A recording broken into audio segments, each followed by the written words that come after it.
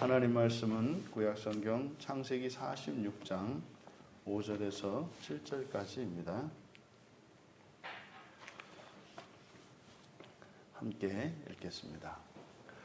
야곱이 브엘세바에서 떠날새 이스라엘의 아들들이 바로가 그를 태우려고 보낸 수레에 자기들의 아버지 야곱과 자기들의 처자를 태우고 그들의 가축과 가나안 땅에서 얻은 재물을 이끌었으며 야곱과 그의 자손들이 다 함께 애굽으로 갔더라.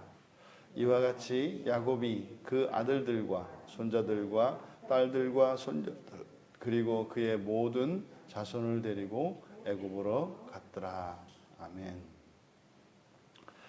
야곱 가족의 구원이라는 제목으로 말씀의 은혜를 나누고자 합니다. 실제로 이제 1절에서부터 7절까지가 한 문단인데 여기서 앞에 부분을 좀 따로 설명할 필요가 있어서 나누어서 이제 설명을 했고, 이제 5절과 7절에 있는 내용을 살펴봄으로써 이 구원이라고 하는 것이 개인적으로 일어나는 것이 아니라 가족적으로 일어나는 것임을 말씀하고 있는 것을 우리가 발견할 수 있습니다. 5절에 야곱이 브엘세바를 떠났다. 여기서 이제 떠났다라고 이제 번역이 되어 있습니다만, 여기서 이제 쿰이라고 하는, 그러니까 일어서다라고 하는 동사를 사용하고 있습니다. 그러니까 일어났다 이렇게 되거든요. 야곱이 브엘세바에서 일어났다. 그러니까 브엘세바에서 일어났다라고 하는 의미는 바로 앞에 2절에서 4절에 걸쳐서 이제 하나님께서 야곱에게 약속을 하셨고 하나님의 약속의 말씀을 믿었다는 거죠. 그 말씀을 받아들였고 그걸 믿었고 그래서 하나님의 말씀대로 순종했다는 것을 의미합니다. 여기서 이제 일어난 것, 마치 잠들어 있던 자가 깨어서 일어나는 것이며 주저앉았던 자가 일어나는 것입니다. 그래서 그 일어날 때는 우리들이 하나님의 말씀을 듣고 그리고 그 말씀을 우리가 믿었을 때 일어나게 되죠. 그래서 우리가 인생을 살아갈 때 정말 끊임없이 우리 그리스도인들의 인생은 하나님 나라를 향한 이렇게 전진의 과정이라고 볼 수 있는데, 우리들이 이러저러한 이유로 인해서 그 자리에 주저앉게 됩니다. 그래서 이제 겉으로 보기에는 굉장히 열심히 활동적으로 살아가고 있는 것 같지만, 만약에 우리가 하나님 나라를 향한 어떠한 진전이 일어나지 않고 있다면 사실은 마치 꿈을 꾸면서 자고 있는 것과 같은 것이죠. 우리의 일상이 하나님 나라를 향하여 전진하지 않는다면 그것은 꿈꾸면서 자고 있는 것과 같습니다. 그래서 꿈속에서 우리가 얼마든지 활동하고 움직일 수 있거든요. 하지만 실상은 우리의 몸이 그저 잠들어 있는 것 아니겠습니까? 그래서 우리의 인생 안에 이렇게 멈추는 일들이 일어나는데, 그때 일어나서 이제 그 믿음의 길을 따라 걸을 때, 그래서 일어났다, 쿰 하게 됩니다.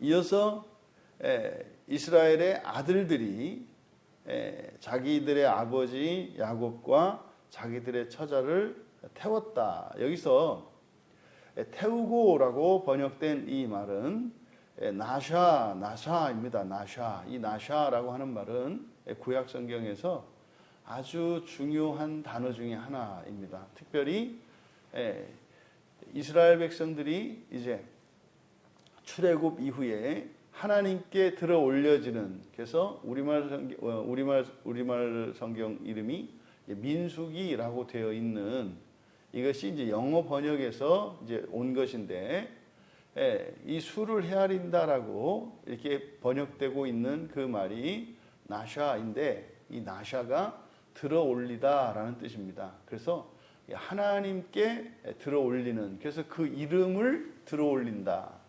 그것은 이제 신약에서 마지막에 하나님 나라의 생명책의 이름이 기록되는 것, 이게 이제 구약에서 이름을 들어 올린다 이런 뜻이거든요. 그러니까 여기서도 태웠다라고 하는 것은 그러니까 들어 올렸다. 그러니까 이제 수레에 태운 것을 의미하는데 이때 수레에 태운 그것을 이제 수레를 타면 가지 않습니까? 애굽을 향해서 가게 되잖아요. 그래서 구원을 상징합니다. 근데 여기 보면 브엘세바에서 일어난 것은 야곱이고요. 그리고 태운 것은 이스라엘의 아들들이에요. 그러면 실제로 성경을 모르는 사람이 이렇게 성경을 지금 읽으면 야곱과 이스라엘의 아들들이 전혀 다른 사람처럼 보일 수 있는 거잖아요. 그러니까 그냥 야곱이 브엘세바에서 일어났을 때 야곱의 아들들이 이렇게 되는 거 아닙니까? 그런데 야곱의 아들들이라고 하지 않고 이스라엘의 아들들이라고 해요. 그러니까 전혀 마치 상관이 없는 사람들인 것처럼 이렇게 나타내고 있다. 왜 그렇다? 여기서는 자리에서 일어난 이 야곱의 상태, 이것은 직접적인 구원을 위한 어떤 실천이거나 헌신, 노력은 아니고 다만 일어난 것뿐이죠. 하지만 바로 그의 아들들이 이 야곱과 야곱의 가족들의 구원을 위해서 힘쓰고 있는 것임을 나타냅니다. 그러니까 야곱은 그저 일어났을 뿐입니다. 그러니까 이것은 주저앉았던 야곱이 또 하나님의 약속의 말씀을 믿게 된 야곱이 이제 구원의 길을 가기로 작정을 하고 결단해서 일어난 것이고, 근데 실질적으로 그 구원을 위하여 무엇인가를 행한 것은 이스라엘의 아들들이다.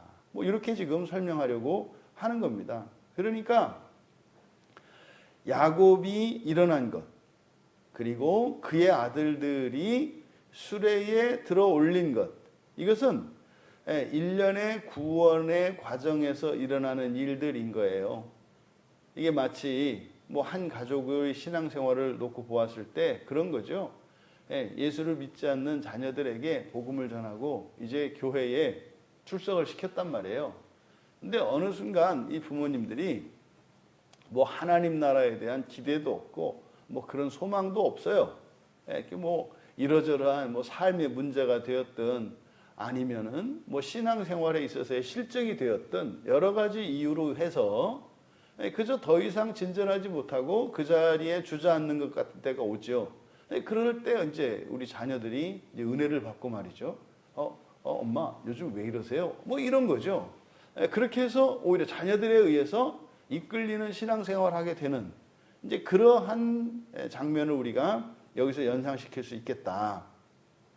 그리고 이제 그들이 가나안에서 얻은 재물을 이끌었다. 여기서 이제 이끌었다. 여기는 이제 취하다라고 하는 라카라는 동사를 취합니다. 그러니까 이 가나안 땅에서 얻었던 모든 재물을 버리고 간 게 아니라 가지고 갔다는 거죠. 그러니까 가나안에서 얻은 이 모든 재산들, 이것을 가지고 갔다.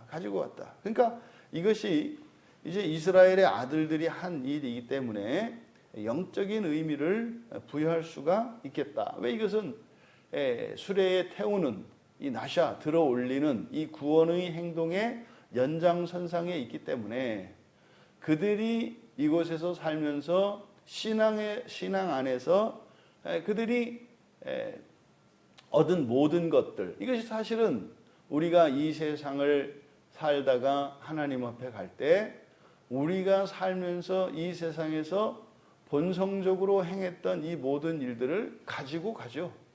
하나님 앞에 가지고 갑니다. 그래서 우리의 인생 가운데 있었던 이런 일들이 하나님 앞에 의미 있게 됩니다. 그것이 뭡니까? 그것이 심판인 거죠. 그러니까 이 세상에서의 삶이 또 저 하나님 나라에서의 삶에 분명한 어떤 연결 지점이 있고 의미가 있다라는 거죠. 그래서 우리들은 하나님 나라 소망을 믿고 살아가는 신자들의 이 세상의 삶은 지금 현재 이 세상에서 우리가 생각하고 결정하고 행동하는 이 모든 것들의 목적이 이 땅이 아니라 그 나라에 있죠. 그래서 이 세상을 살면서 여러분들이 믿음 안에서 이 신앙 안에서 행했던 모든 일들은 다 가치가 있고 의미가 있다. 그게 현실적으로는 직접적인 어떻게 이렇게 가치로 평가받지 못할지라도 반드시 그것은 이제 종말론적으로 하나님 앞에서 인정을 받게 될 것이며 그 가치는 평가될 것이다. 근데 그 가치 기준은요, 우리의 필요, 우리의 기준이 아니라 하나님의 기준을 따라 반드시 그렇게 될 것이다 라는 것을 우리가 알 수 있습니다. 이어서 야곱과 그의 자손들이 다 함께 애굽으로 갔다. 이제 여기서 갔다라고 했지만 그래서 이제 들어가다라고 하는 보라는 동사를 씁니다. 애굽으로 들어갔다. 이제 이것은 목표 지점 안으로 들어가는 것을 의미합니다. 근데 들어간 것은요, 모두 함께예요. 지금 여기서 야곱이 일어났고요, 이스라엘의 아들들이 태웠고요, 또 그들이 모든 재물을 취했습니다. 그런데 들어가는 것은 야곱과 그의 자손들 모두 다 들어갔다고 이야기를 해요. 그리고 나서 이제 7절에서 이렇게 들어간 간 것이 7절의 주어는 이제 야곱이 돼서 야곱이 데리고 갔다 그럽니다. 야곱이 데리고 갔다. 그러니까 그 아들들, 손자들, 딸들, 손녀들, 그러니까 모두죠, 모두. 그에게 속한 자녀들, 손자, 손녀들 할 것 없이 모두 다 데리고 갔다. 그러면 맨 처음에 5절에서 그냥 단지 야곱이 한 것은 구원의 행동이라기보다는 이제 구원의 진전, 구원의 여정 속에서 이렇게 마치 주저앉아 있는 것 같았던 야곱이 그 구원의 길을 걷기로 작정하고 그냥 일어나서 마치 그 아들들에 의해서 구원의 진전이 일어난 것처럼 이야기를 했는데, 그럼 사실은 이 구원의 진전 속으로 참여하게 된 것은 야곱이 그 아들들의 덕을 본 거 아닙니까? 그랬는데 결론은 어떻게 해요? 야곱이 데리고 갔다라고 해요. 그러니까 야곱과 이스라엘의 아들들이 함께 한 일이었지만 그 모든 것의 주체는 야곱이었다고 밝히고 있습니다. 이것은 의미 있는 일입니다. 이게 가장이라고 하는 것이 얼마나 중요한 역할을 하는 것인지를 우리에게 가르쳐 준다. 1절에서부터 7절 전체까지의 이 과정은 바로 야곱 과정의 구원의 과정이라고 할 수 있습니다. 이것은 현실적으로 기근에 도저히 먹을 것이 아무것도 없는, 죽을 수밖에 없는 그 땅, 지금은 이 가나안 땅은 약속의 땅으로서의 가나안 땅이 아니죠. 여기는 사망의 땅입니다. 근데 이제 오히려 현실적으로 이들이 살아갈 수 있는 땅, 젖과 꿀이 흐르는 땅은 오히려 지금은 애굽인 거죠. 여기서 우리들이 교훈을 얻어야 합니다. 그러니까 현세에서는 분명히 하나님께서 지정하시는 거룩한 곳이 있어요. 분명히 거룩한 곳이 있습니다. 그런데 하나님께서 지정하신 그 장소가 영원히 거룩한 것은 없어요. 더럽혀질 수 있다 이 말입니다. 젖과 꿀이 흐르는 땅이 아니잖아요. 지금은 떠나야 하는 땅이잖아요. 거기에 있으면 죽는 땅이잖아요. 그래서 하나님께서도 떠나라고 말씀하셨잖아요. 이것을 기억해야 합니다. 이 세상은 모든 것이 모형입니다. 모든 것이 모형입니다. 우리의 몸도 모형입니다. 떠나야 합니다.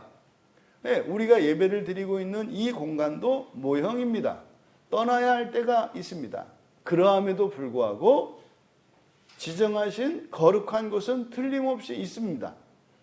우리가 사는 동안 이 육체는 거룩해요.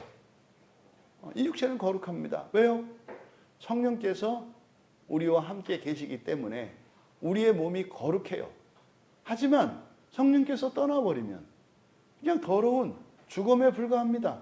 생명이 없는 썩어진 시체에 불과해요. 그러함에도 불구하고 우리의 이 몸은 하나님의 형상을 닮은 존재로 지어졌기 때문에 거룩해요. 하지만 영원히 거룩하지는 않다. 그러면 또 애굽이라고 하는 것은요, 예, 여기는 떠나버려야 할 땅이에요. 성경에서 보면 여기는 이방의 우상들이 가득 차 있는 하나님이 싫어하는 곳이에요. 근데 지금 하나님이 애굽으로 옮기고 있지 않습니까?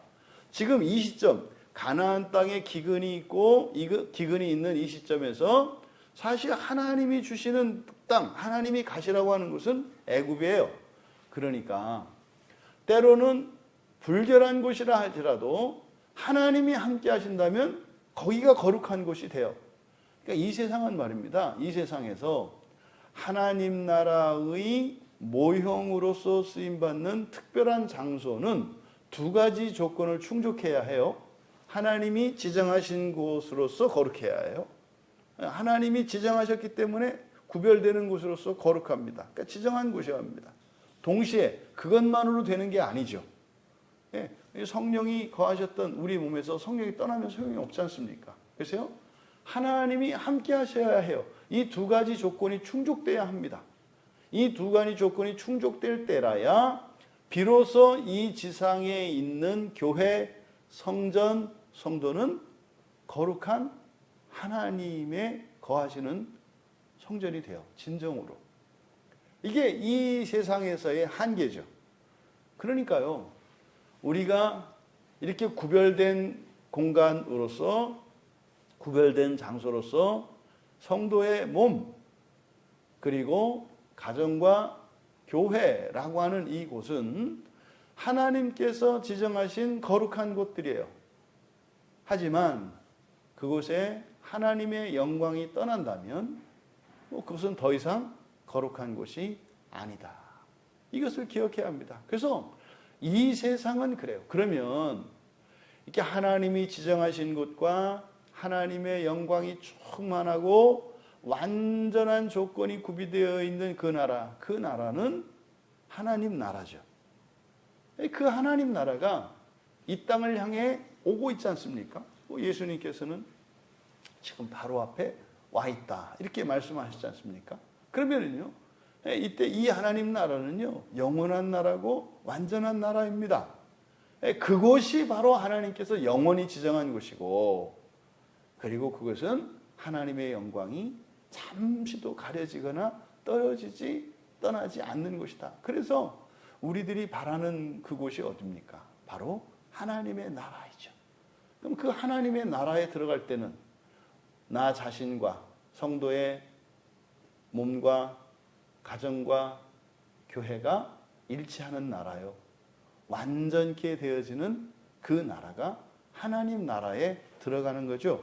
바로 그것이 구원의 과정입니다. 구원의 과정이고 이것이 재창조의 삶입니다.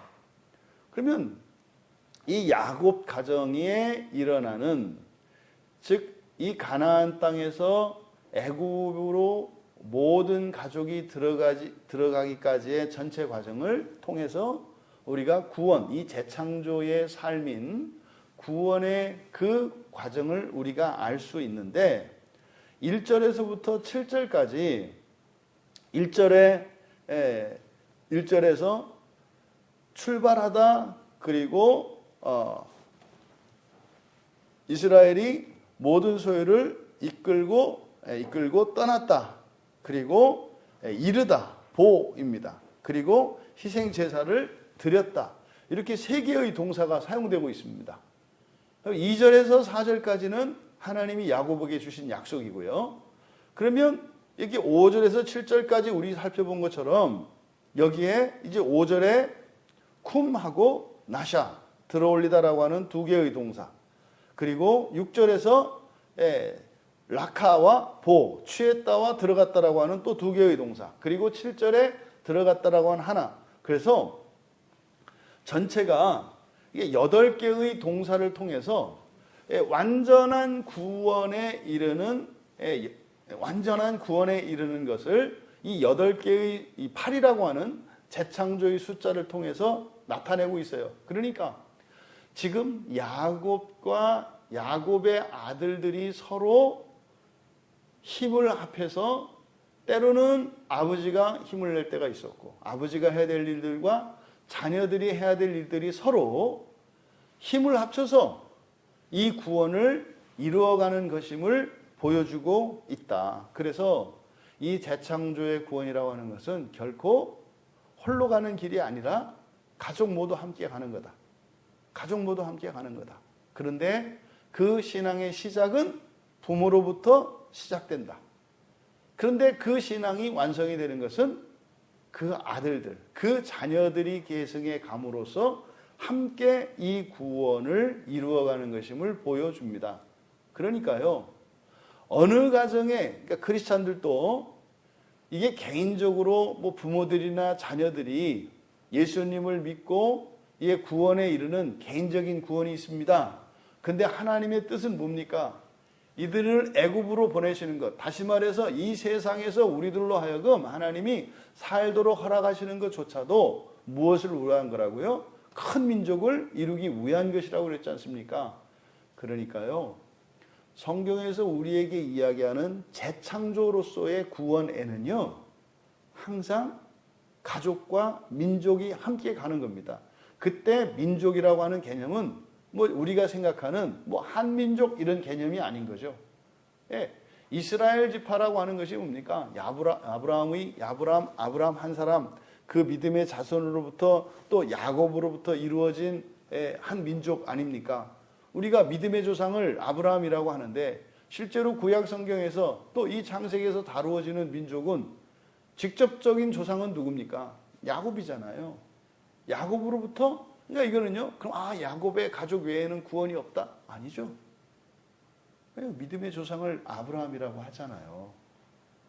그러면은요, 거슬러 올라가면 이삭이나 에서나 전부 아브라함의 그 자손들로서는 한 민족을 이루며 이스마엘의 어미인 하갈에게 주의 사자가 약속했던 게 뭐예요? 큰 민족을 이루게 하겠다라고 하는. 그러니까 이미 그때 구원이라는 것은 개인적인 구원으로 시작되지만 이것은 결국 모든 가족들과 그 가족들을 통해서 이루어지는 민족 전체를 향해 있는 거구나. 그러니까요, 애굽에는 다시 말해서 지금 여기서 애굽은 하나님 나라의 모형으로 쓰이는 거예요. 바뀐 겁니다. 가나안과 애굽의 모습이. 왜요? 지금은 하나님이 애굽으로 함께 가실 거기 때문에. 하나님 있는 곳이 하나님 나라다 이 말이에요. 근데 거기에 들어갈 때는 어떻게 들어갔다? 모두 함께 들어갔다. 가기는요, 요셉이 먼저 갔어요. 그것을 구원이라고 하지 않는다. 요셉이 먼저 들어가서 거기서 총리가 되고 부귀영화를 누리는 그것을 구원이라고 하지 않는다. 성경에서 말하는 구원은 어떤 걸 구원이라고 한다? 모두 다 들어가는 것을 구원이라고 한다. 이것을 우리가 기억해야 합니다. 그리고요, 각자의 역할이 있다는 거죠. 하나님께서 바로 앞에서 야곱에게 주셨던 약속 가운데 하나가 뭡니까? 그의 아들인 요셉의 손을 그 눈 위에 올릴 것이다. 이것은 장래 임종을 말하는 것인데, 구원이라고 하는 것은 또 어떻게 돼요? 계속성, 지속성이 있어요. 지속성이. 그래서 한 세대에 끝나는 것이 아니라 우리가 이 세상을 살고 떠나더라도 그 구원을 위한 여정은 주님이 오시기까지 중단되지 않는다. 누구를 통해서? 우리의 자손들을 통해서. 그래서 우리들이 이 신앙생활을 함에 있어서 굉장히 개인주의적 구원관을 우리가 배웠고 그런 생각을 가지고 있는데, 이 구원이라고 하는 것은 늘 함께 우리의 가족이라고 하는 이 공동체를 한 몸과 같이 여겨야 한다. 이게 되고 난 뒤라야 이 교회가 주님의 몸으로서 그런 것이구나. 나를 통해서 나의 가족과 나의 가문, 그뿐만 아니라 우리 지체들 한 사람을 통해서 그의 가족과 가문 전체, 그랬을 때 비로소 영적인 가족으로서 서로가 서로의 혈연의 가족들의 구원을 위한 어떤 실천들과 이런 헌신과 섬김이 일어나게 되는 거죠. 이게 지금 단절되어 있는 부분입니다. 성경에서 우리에게 이야기하는 재창조로서의 구원이라고 하는 것은 가족이, 그리고 신약에서 교회 안의 모든 지체들이 주님의 한 몸으로 지체로서 가는 것임을 가르쳐 줍니다. 그러면요, 우리가 이렇게 구원을 그렸을 때 어떻게 되는 겁니까? 개인으로 마치 깨어진 유리와 같던 이 개인들이 어떻게 해요? 깨어지기 이전의 상태처럼 막 달라붙는 거예요. 그 뭡니까? 수은이 이렇게 탁 틀어졌다가 이렇게 보면은, 이게 합칠 때 보면은 그냥 탁탁탁 붙으면서 한 몸이 되거든요. 그러니까 지금 야곱 가족의 구원 과정을 통해서 우리에게 보여주시는 이 그림, 이 구원 안에서 반드시 동반되어지는 일이 보다 연합하는 일이에요. 1차적으로는 가족의 연합이, 그리고 2차적으로는 교회 안에 다른 지체들의 가족과 가족의 연합이 일어나는 것임을 보여준다. 그럼 어떻게 됩니까?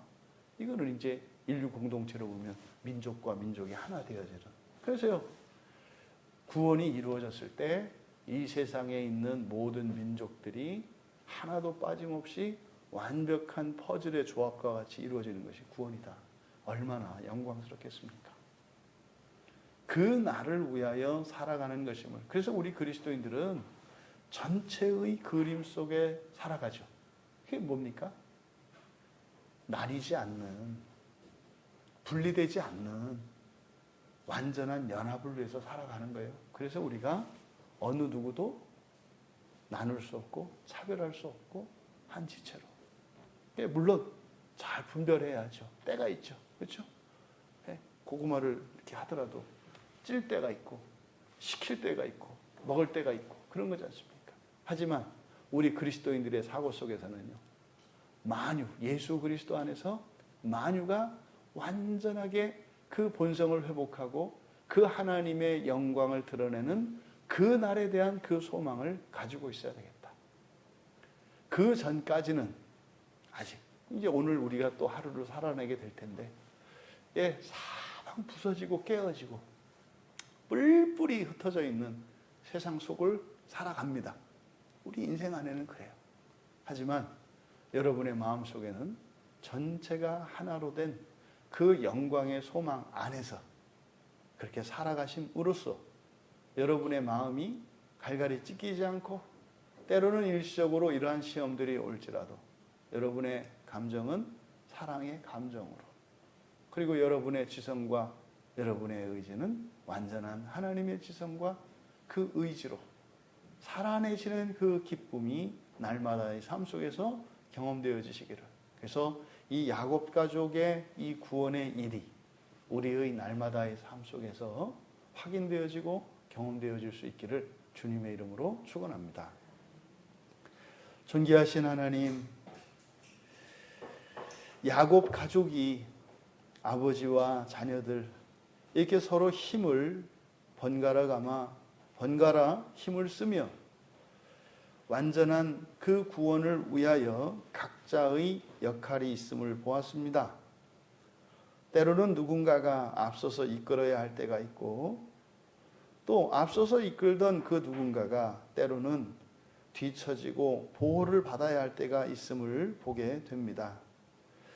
사랑하는 주의 자녀들의 가정에 완전한 구원의 일들이 쉼없이 일어나게 하여 주시고, 모든 가족 안에서 일어나는 구원의 진전이 또한 이 땅의 모든 교회의 지체들이 그리스도 안에서 또한 한 몸을 이루어가는 영적인 가족으로, 그래서 마침내 만유가 그리스도 안에서 통일되어지는 그 영광스러운 부활의 소망 안에서 살아가게 하옵소서. 감사하며 예수님의 이름으로 기도하옵나이다.